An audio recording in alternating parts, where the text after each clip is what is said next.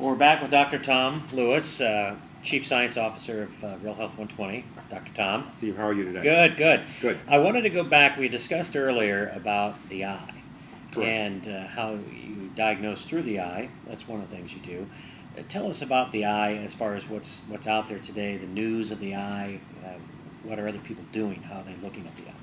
Well, there's a lot of news about the eye and its connection to Alzheimer's, and it makes an awful lot of sense because the retina, the photographic plate in the back of the eye, is really part of the brain, and you have this retinal nerve fiber layer, a very long nervous system structure that ties into the brain at the so-called visual cortex at the back of the brain. So there's a lot of components in the eye that are clearly nervous tissue that are related to the brain.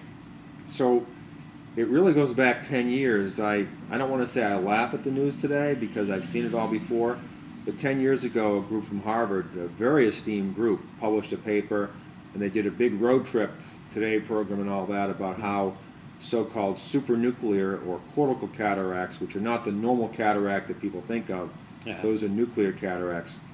These cortical cataracts have the exact same protein found in the senile plaques of Alzheimer's disease. A very exciting result. They built a company to do diagnostics. They've been trying to raise money. They've been fumbling around with this for 10 years.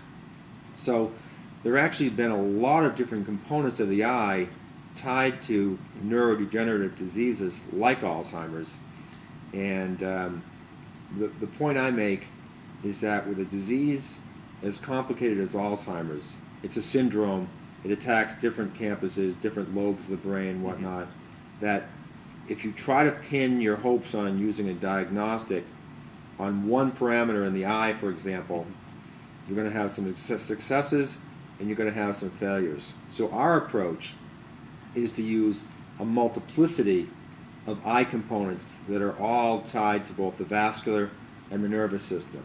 So, for example, you can Google glaucoma and Alzheimer's disease, and you'll find papers that say Alzheimer's is glaucoma of the brain, and glaucoma is Alzheimer's disease of the eye, because they share similar pathologies, similar inflammatory components.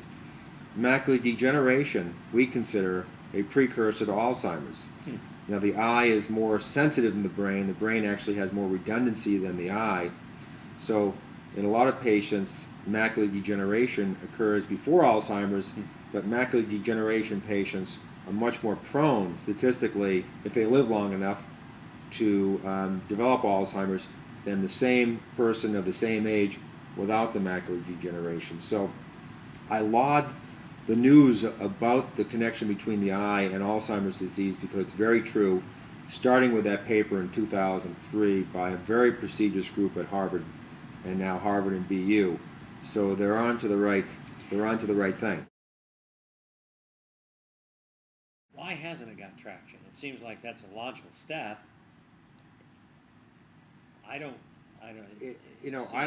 understand the politics of medicine, but today, if you have a loved one or yourself, most likely if you have a loved one that you're taking care of, that seems to be having memory issues, and they go to that PCP, they're going to get referred to a neurologist. Okay.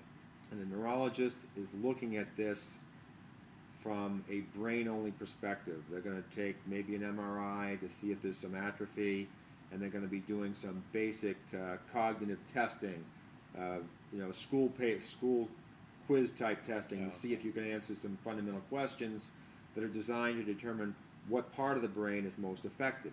Okay. And so-called executive function deterioration is usually ascribed to Alzheimer's disease, whereas Parkinson's or general dementia impact different parts of the brain.